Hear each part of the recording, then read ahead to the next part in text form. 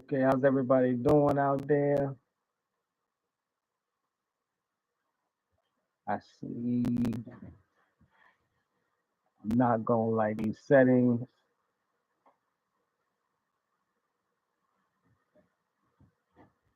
Don't really like where the camera is. As soon as I switch it,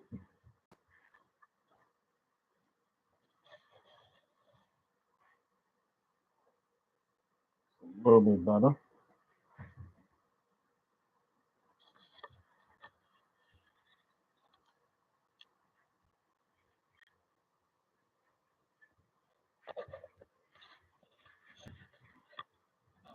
Mhm.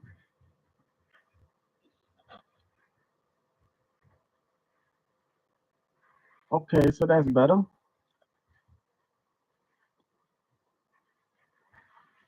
So we got okay. How's everybody doing? Welcome to the show. Welcome to the podcast. This is Shabazz with the proper perspective. As long as everything goes according to plan, what we trying to take care of tonight. The title of the show: Ghana's citizenship scandal. Dr. Omar Oshay Jackson and the truth behind Ghana's citizenship procedures, the year of return, and so on and so forth. There's a lot of talk. The talk's been going for a while about Africans in the diaspora going back to Africa. Now, yeah, we got some people out there that are really into this whole self-denial movement that's been blazing. So there are a lot of people, particularly younger, but there are a lot of people that are into this self-denial and they don't want to be called African. They don't believe that they come from Africa. They denying to some of them go so far as to deny that slavery even happened. And some of them will affirm that slavery happened, but they don't come from those people. They've gone so far as to say they the real Indians, so they stealing other people's ethnicities and identities. I'm I try not to deal with those people. I try not to spend too much time talking about them. The land of denial, you know that expression, denial is not just a river in Egypt. The land of denial is got a strong population and they growing. And you can't wake people up who refuse to listen. So if you smoking the peace pipe of you really an Indian, but you look like an African, that's on you. I try not to deal with those people. I try not to, when I run into them, I run into some in real life. I run into some online. Either way, I try my best to let me just scoot on out the way. I'm gonna let you do you. Kuti Changalia, one of the principles of Kwanzaa says we all have the right of self-determination. So I will grant you the right to determine who you are for yourself. And your merry way to your denying reality. It's just as preposterous as the flat earthers, but hey, all of y'all, I wish you the best. But I'm on here to talk about Ghana, the so-called citizenship scandal. I don't really think it's a scandal. Yeah, okay, so I'm doing a little clickbait. I got to get you to tune in some kind of way. But the idea is the problem is the issue is there's they say it's lonely at the top. I don't think so. I think a whole lot of people are at the top and they enjoy taking pot shots at each other. They use the clickbait strategies that somebody might say I'm doing.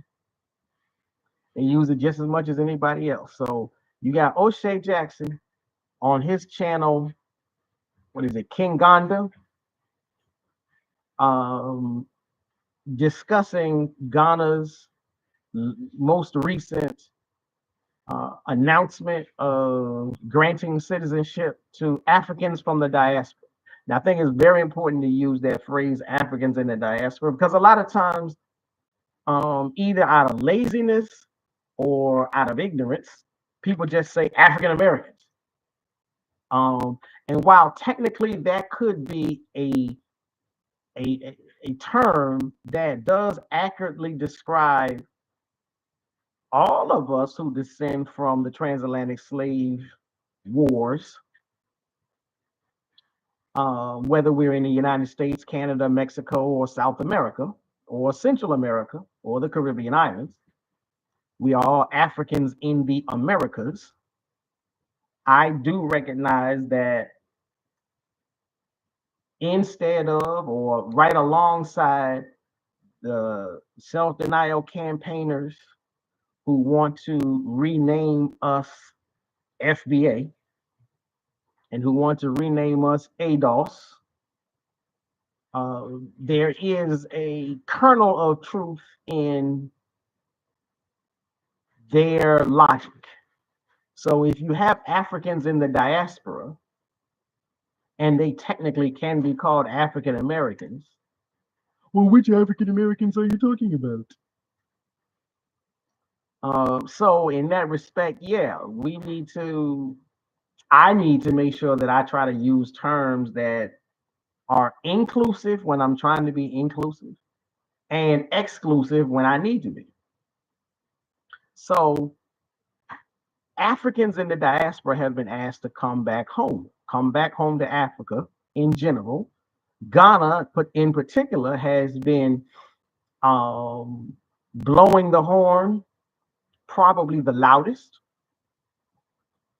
And so typically there's one major process, one major procedure for getting citizenship, but that's not the only way to go home.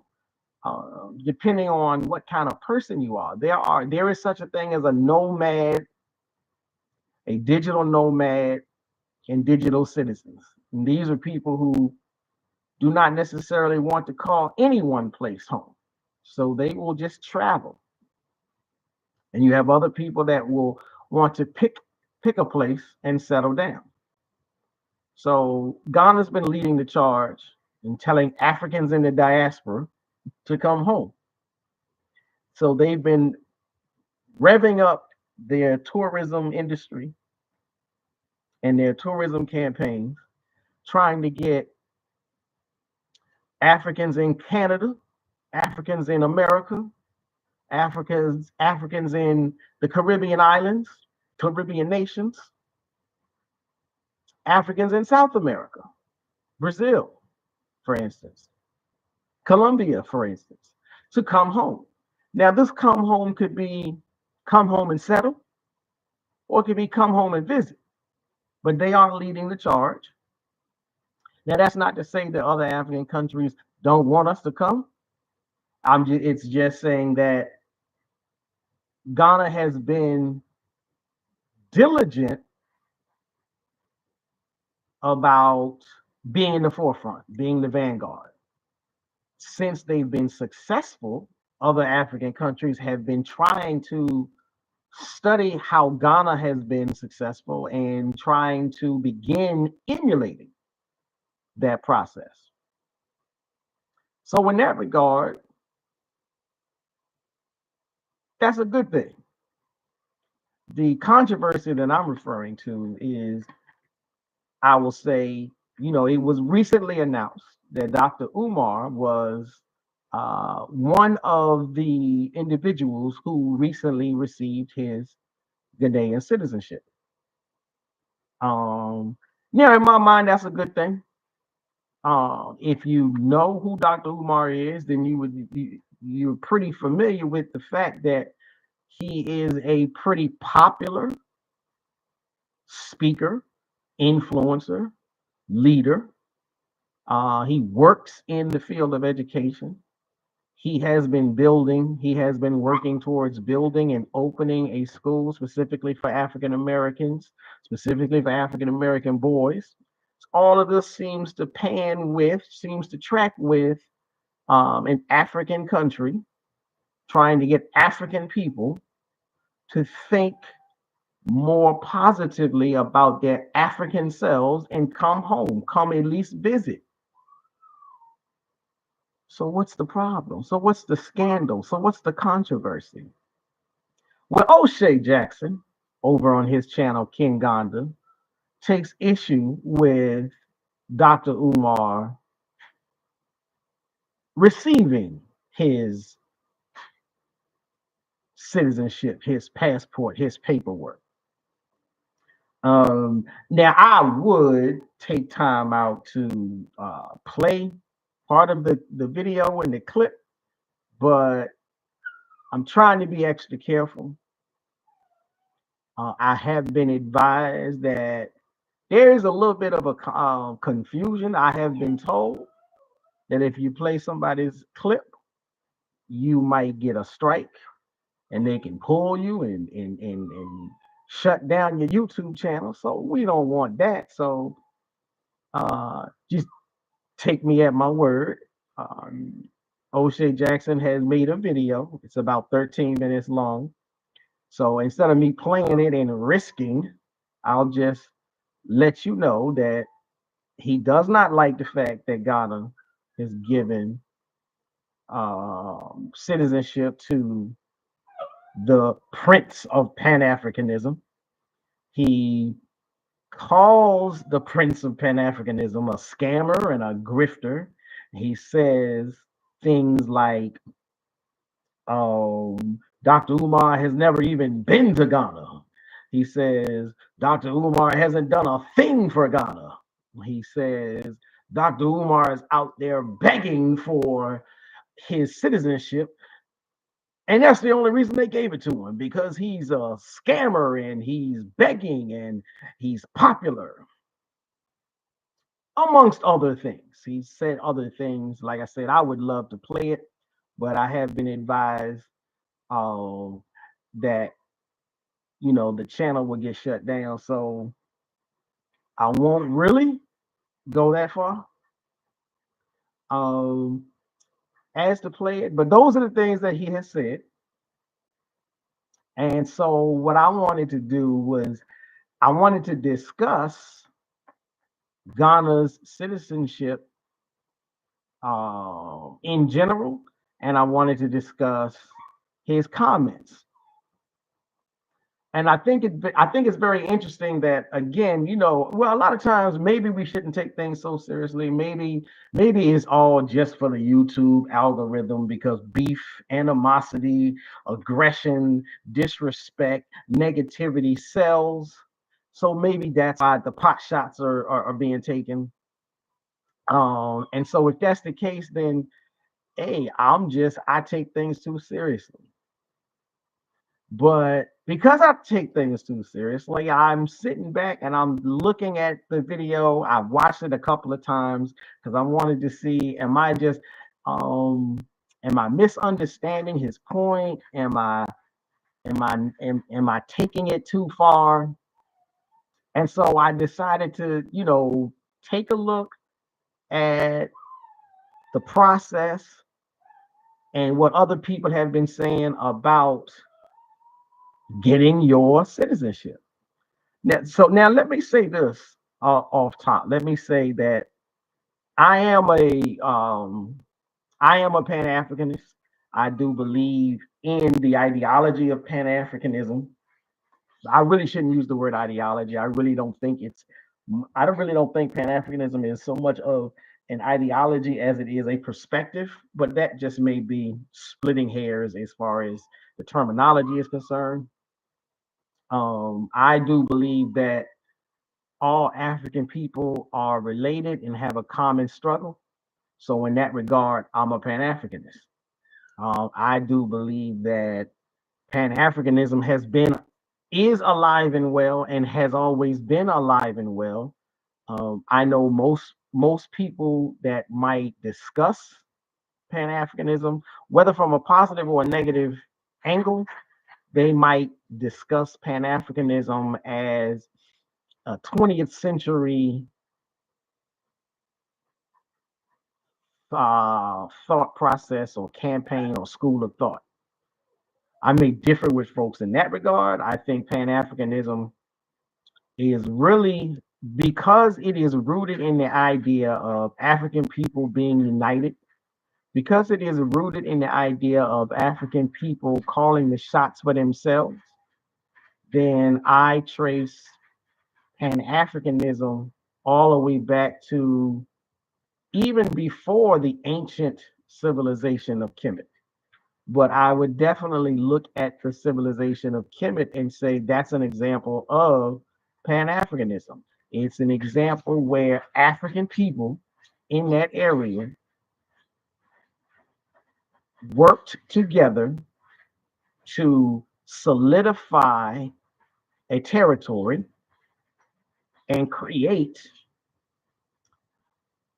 a hegemony and create a government and create a system that governs themselves and protects themselves from outsiders. So I would say that for the duration of, even if I didn't want to go as far as the duration of all mankind since time immemorial, I would at least say that from the beginnings of civilizations, and since they did begin in Africa, since there were multiple tribes or ethnicities or people groups and populations on the continent, and at a certain point in time, they were separate, they lived separately. But when you see them coming together to set aside their differences and unite for the betterment of themselves as a group, you see Pan-Africanism. So in that respects, again, I am a Pan-Africanist. So to me, it makes sense that Africa as a whole, African countries individually, are beginning to say, hey, we recognize you guys are like us. We have similarities, we have differences, but we are all an African people, and we all owe it to ourselves to figure out ways to work together. Come on back home. At least come visit. Come visit so you can see how similar we are. Come visit so you can see whether or not you feel comfortable enough to set up shop. And that shop could be business, that shop could be living, that shop could be both. But why wouldn't we work together? We have all types of similarities. We have all types. Not only do we have similarities, we have similarities in religion, we have similarities in culture, we have similarities in language, and we have similarities in enemies. We have similarities in enemies. We have similarities in enemies. And we've always had similarities and enemies. So maybe we should bind together and see what we can work out. We can be as separate as the hand, as separate as the fingers on the hand, and we can come together like a fist. Now, shout out if you've heard that expression before. Shout out if you could tell me who coined that expression. I didn't say it exactly. I didn't say it verbatim, but I would love to know that people know who said that. It's not mine. I'm not the author of it. So anyhow, so back to this idea. Africa is calling. Africa is saying, come home. And Africa is saying it at a time when America, the United States government, is saying, we tired of y'all. Now, yeah, they've always been tired of us. And they've always done whatever they could to make us feel like we don't belong. And we fought the good fight, and we've been here, and we've made our presence known. But The question for me would be, is it the right thing to simply stay here at all times? Now, this is not a question of whether or not you're a coward and you're just getting up and running away. We've clearly shown that we cowardice ain't in us. As a whole, as a group, we fight. This country wouldn't be what it is, whatever it is, however you want to label that. Anything that is good about this country is because of us. I would definitely say that. We fought the good fight to make sure that this country stands up to or upholds the so-called morals that it tells the world that it has. But I don't necessarily think we should force ourselves to simply remain in the hot water of the boiling pot, of the melting pot that they say this country is. Sooner or later, a few people are going to want to say, hey, look, that melting pot you've been talking about is awfully hot. I'd rather go somewhere where everybody ain't melting. And lo and behold, Africa is saying, hey, what's up? We got land, we got resources, we got houses, all that stuff that y'all was told a long time ago about Africans living in huts and Africans being poor and Africans not having technology. All of that was a lie when it was told, and it's dead. It's dead on arrival. More people are going and traveling to the continent, and more people's eyes are opening, and they are beginning to see, wait a minute. So I say all that to say,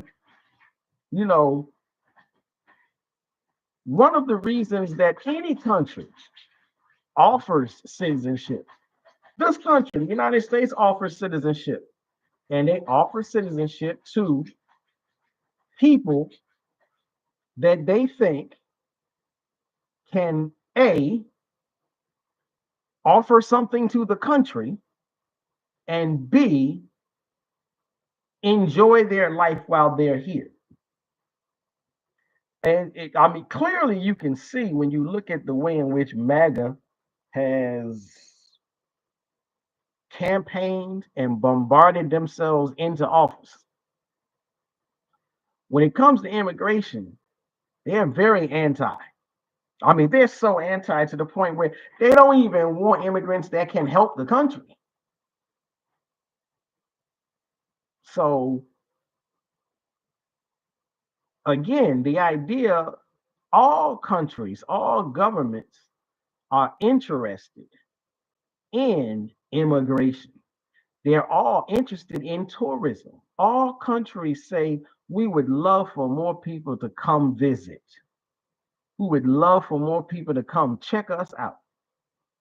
And depending on who the people are, if you have skills and talents that they can use, those countries, those governments are going to say, hey, what can we give you to make you want to stick around?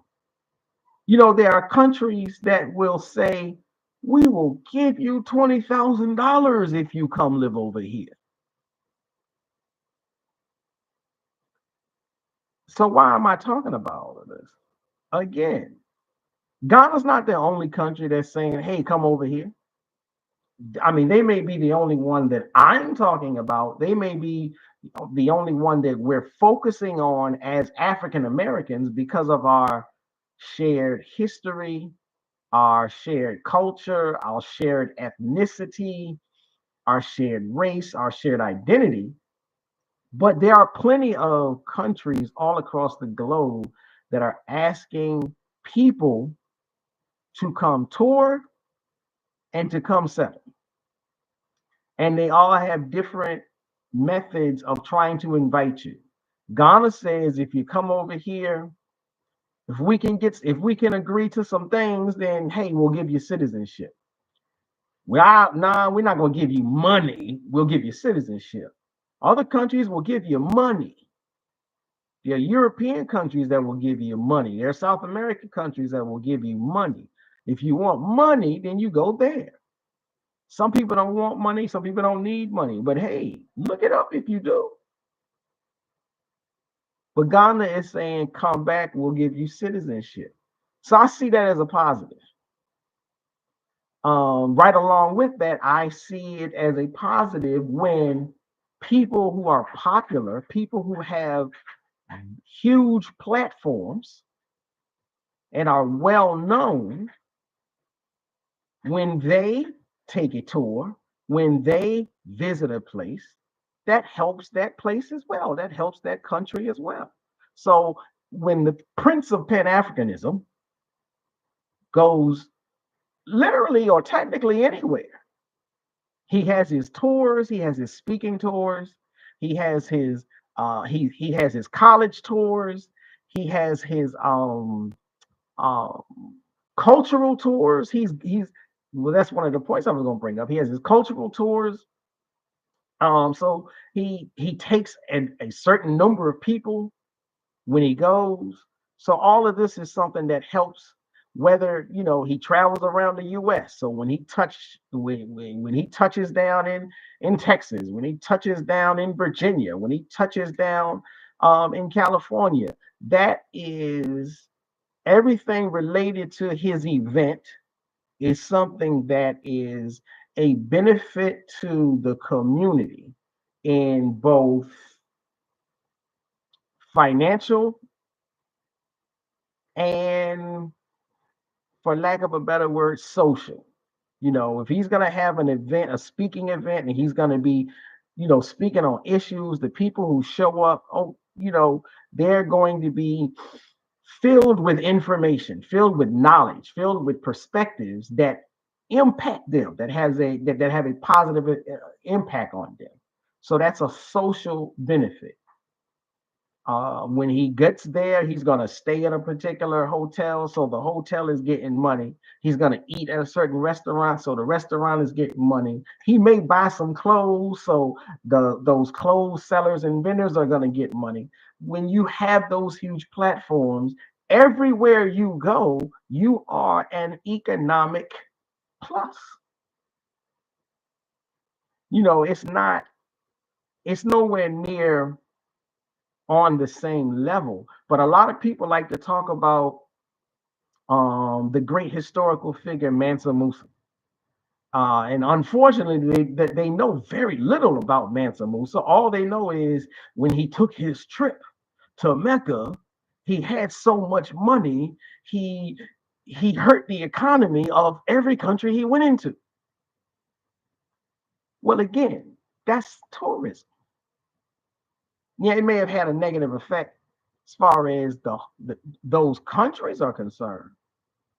But when he touched down in each of those countries, he was whatever business that he conducted, those people were receiving the benefit of conducting business with him. So again, when you are someone that is popular, when you are someone that is famous, when you have a following, and you use that following to drive up business for whatever localities you go to, that's a plus. That's a positive. That's not a bad thing. That's a good thing.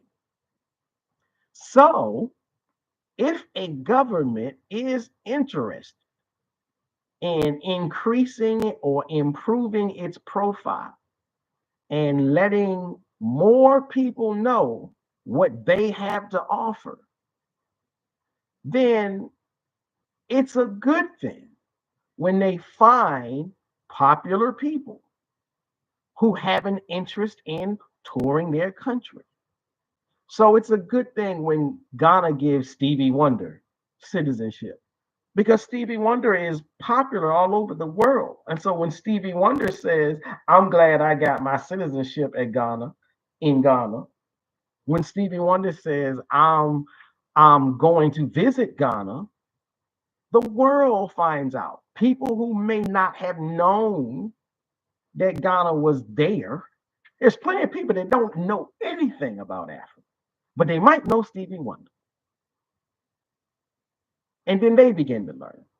That's the name of the game. So they're supposed to be keeping an eye out for people who have popularity, who have celebrity, who have a following. They're supposed to be looking out for ways to raise the awareness of what they have to offer as a country, as a tourist site. So I don't see Ghana giving him his citizenship as a bad thing. Now, yeah, people want to say everybody has, these little negative opinions about the Prince of Pan-Africanism, Dr. Umar. I don't necessarily share those bad opinions, but I understand why they have those bad opinions. But those bad opinions are still based and rooted in one, maybe two, but only one real solid problem that they have with it. Everybody is upset about the process, the progress of the school. Now, I get that. Like I said, I do get that. But I would say, one, just because there is seemingly a problem with the progress of the school does not mean the man shouldn't be allowed to tour, shouldn't be allowed to be granted citizenship. He still has a powerful platform. He's still hugely uh, popular, successful.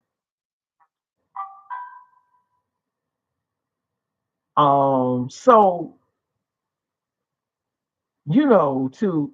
to to get online and use your own platform to talk smack about Ghana and Dr. Umar. That's what irritates me. That's what gets me. I'm like, back in the day, it was don't hate the player, hate the game.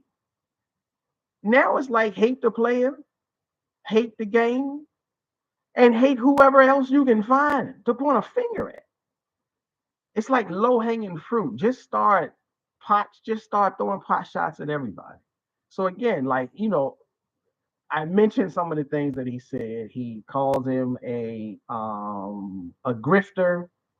Look, if the man goes on college tours and he takes he takes young people in high school around the country and visits HBCUs so that they can get a glimpse at what Black college life is, that's not grift. That's a real activity. That's a helpful activity. Ain't no grift in that. If the man has written a book that guides parents through the nebulous web of education when it comes to I forget what it's called when it comes to special education. That's not grift. That's a real assist. That's not a scam. If he does this hotline type thing where he would make himself available for parents to call in and discuss their issues they're having with the schools, and he would give them recommendations and suggestions on how to manage and handle that. That's not grift. That's actually literally helping someone. So that's why I'm like, okay, look, I understand that you can be suspicious of. I understand that you can be disgruntled with. I understand that you can be displeased with the progress of the school. But you don't throw, what's that phrase that the older generation used to say? You don't throw the baby out with the bathwater. If you got four major programs that you are operating, managing, and working on. And three of them are being managed effectively, and one of them is not being managed effectively.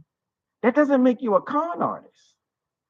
Maybe you got too much stuff going on, and maybe there could be something said about that. But that's not a con. That's not a grift. That's not a scam. A scam is if I tell you I have a book that will help you, whatever the topic is, and I tell you, send me the money for the book, and you never get it. That's a scam. But if you get the book, I told you I had something, you paid for it, you got it. That's not a scam. If I tell you I'm going to take your child to these colleges and you send your child and your child gets on the bus and we visit the colleges, that's not a scam. So again, like now, I'm not saying that no one is above reproach. I'm not saying Dr. Umar isn't above reproach. I'm not saying that he shouldn't be asked questions or challenged about the school. I'm saying you don't throw his entire platform in the trash because you're upset about the progress with the school. Especially if you're not going to jump up and say, I'll do those other things. You know, if you're going to say, well, nobody should ever pay attention to him at all, then are you going to take them kids to the college? Are you going to take them on a college tour? Are you going to get on the phone with those parents and talk to them about their child and the special ed and whether or not they should go into that program or not? Again, like, you know, we have to be more serious. We have to be more professional. We have to be more knowledgeable.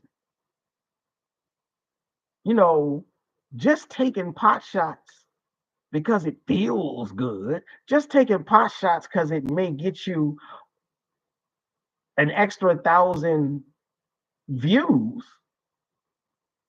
Okay, if everything is just about the money,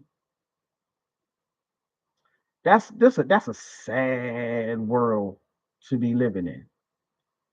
And again, like I said, if that's what the case is, okay, then I don't even need to be talking.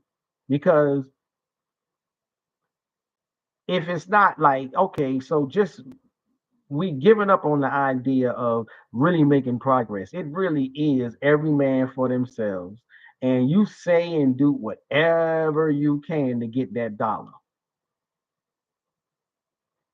That's some sellout, that's a sellout mentality.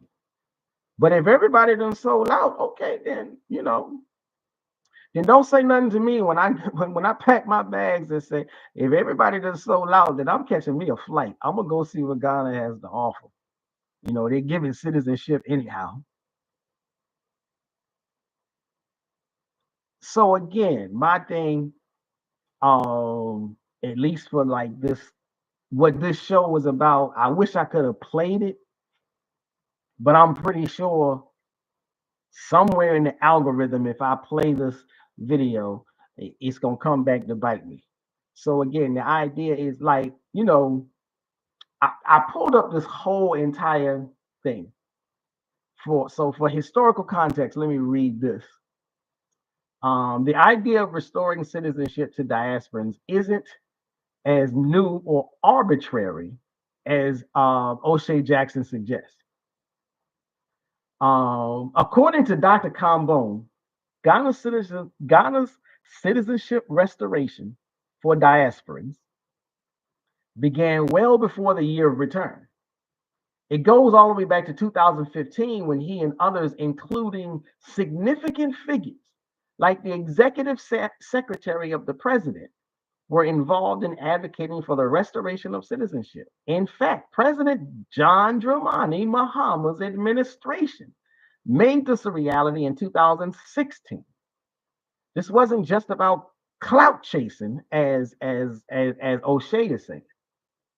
It was part of a broader vision to reconnect Africans in the diaspora with the continent, particularly those with historical ties to the transatlantic slave war, the Ma'afa. So again, the role of influential diasporans, many who gained citizenship in Ghana were active participants in these efforts. Dr. Cambone mentions that influential figures such as the President General of the UNIA, for y'all that don't know, that's Marcus Garvey's organization, were granted citizenship as part of this initiative. These figures are not simply social media influencers with no ties to the country. They represent meaningful contributions to Ghana's political and economic future. So again, my biggest issue with O'Shea's take, Oshay Jackson's take, is he's talking about this. He goes so far as to say he can't trust Ghana. We can't trust Ghana if they're gonna give citizenship to someone like Dr. Umar. And I'm like, oh yeah, someone like Dr. Umar, a black man with a PhD who helps parents and children in the education system, who takes teenagers to HBCUs, and who takes interested parties to Africa on tours. We shouldn't trust that kind of person. We should trust a person who hosts a game show more than we trust a person who has decided to make their living in the education system.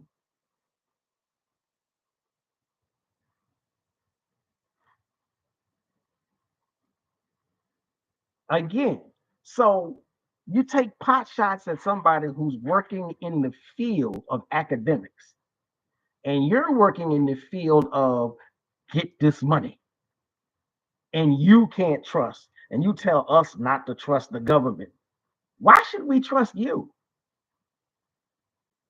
Who have you helped outside of yourself? I'm not saying that you shouldn't be helping yourself. I'm saying you're taking pot shots at somebody over one issue, but it's a person who has spent a considerable amount of time working in a field where the field itself helps people.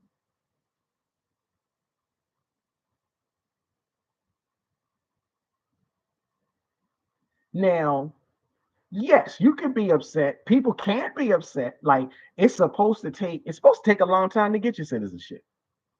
It's supposed to take like somewhere between 5 and 8 years to get your citizenship. But that's not particular to Ghana. That's everywhere. It takes that amount of time to get your citizenship in the United States. It takes that amount of time to get your citizenship in the UK. All countries have these residence waiting, long waiting periods. But at the same time, all countries have shortened processes. All countries have ways in which the normal procedures can be sidestepped if you meet certain qualifications. So, if the real reason he's upset is that Dr. Umar got citizenship without living in the country, well, one, that's what he should have said. He should have made his video based strictly on that instead of being wrong and spewing inaccurate, incorrect statements that really hurt your argument. It's almost like when you're in college and you got to write a paper, and you write up your paper, you turn it in, teacher turns it back to you and said it doesn't pass. It's an F. Why? Because you got a lot of irrelevant information. You had a good thesis, but you got so much irrelevant information in there, your thesis it doesn't even matter. That's what his comments, that's what his statement, that's what his video is like. Because even if he has a good thesis, whatever it was, because I really couldn't tell you. But if he had a good thesis, there's so much irrelevant information. You seem to be upset about people getting citizenship without having to wait the whole 8-year period. Okay, if that's the thesis, then it doesn't matter who gets the citizenship. It should be, if the thesis is, if your main idea, if your problem with Ghana was they allow some people to get the citizenship quickly, then you should have talked about all the other people. There were 500 plus people that got their citizenship in the session that Dr. Umar got his. There were 300 people that got their citizenship a couple of weeks before that one. And there was somewhere between 100 and 200 people that got their citizenship in a session before that one. In all three sessions, there were people who got their citizenship without having to wait the full 8 years. But you singled out one man. That's why you got so much irrelevant information in your paper.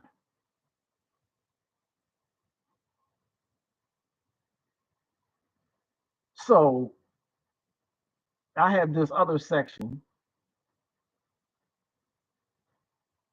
So this whole thing, expedited citizenship. Like I said, in America, they have expedited citizenship.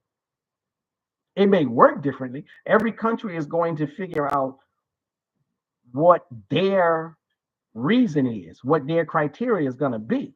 So no country is obligated to follow the criteria of another one. Everybody makes up their own mind under what circumstances will they allow expedited citizenship.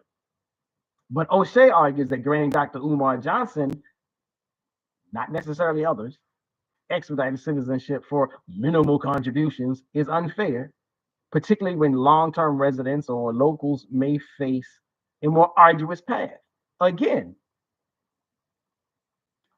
yeah, for the people who are on the ground waiting their 8 years, I feel your pain if you are upset. O'Shea didn't really speak on that much, but I feel your pain if you are upset. But know this: every country has an expedited process. Every country's expedited process is different. And in every country, there are ways for you to find out what the expedited process is. So if you don't want to wait the 8 years, you find out what the expedited process is and find out whether or not you meet those criteria. If you don't, well, what can you do? It is what it is. That's the game.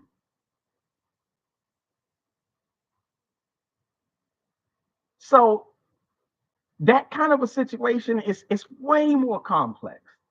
As Dr. Cambone points out, the restoration of citizenship for diasporans was a historic and deeply symbolic move, one that aimed to reconnect those with historical ties to the land. The inclusion of people like Dr. Umar Johnson, despite his perceived flaws, is part of a larger political and cultural gesture. It isn't just about celebrity. It's about acknowledging historical injustices and strengthening ties between the diaspora and the motherland. And President Muhammad himself is quoted to have said, amidst all of the political machinations and bureaucracy, he said something along the lines of, this citizenship is your birthright. So again, if he's acknowledging that it's our birthright, then he is acknowledging that there are times, there are ways, there are methods where you can get your citizenship outside of the 8-year or 8-year waiting period or standard procedures. So I'm like, what? Is Osei just mad and jealous that he didn't get it? Like what? Like O'Shea is just like his critique touches on the perceived inequalities in the citizenship process, but he overlooks the broader effort to create a more inclusive national identity. The goal is not just to open the doors for influencers or wealthy individuals, but to heal the wounds of the past by providing a legal and cultural home to those who were displaced by history. And he talked about he can't trust Ghana. You can't trust the government, the country, the people, because one man that you don't like got citizenship. Do you know who the other 500 people are in session 3? 300 people in session 2? 100 people in session 1? You basing this whole paranoid perspective of yours on one person getting citizenship, and even in that, you got so many facts wrong, you don't know what he's done. You say he hasn't done anything on the continent, and he's been there several times. You say he hasn't done anything to help Ghana when he's brought tourism to the country. Did you? Have you? I'm not gonna read through all of this because I like normally, like, you know, when I get heated, I go in on some research. But I got about 3 pages worth of research. I'm like, no, I'm not reading all of this. I'm not gonna read all of this. Like, if I not that I usually I don't do like back and forths or anything like that. But if somebody wanted to really, you know, go deeper into the conversation, then I welcome you to hit me up. But other than that, otherwise, I'm gonna close this out, and I'm gonna say again, look, Ghana is asking African Americans, I gotta fix that. Ghana is asking Africans in the diaspora. You can be a Canadian African, an American African, a Mexican African, a Jamaican African, a Trinidadian African, a Brazilian African, a Colombian African, a Puerto Rican African. Ghana is saying, come home. How you come home is up to you. You don't have to go there and stay, but at least visit.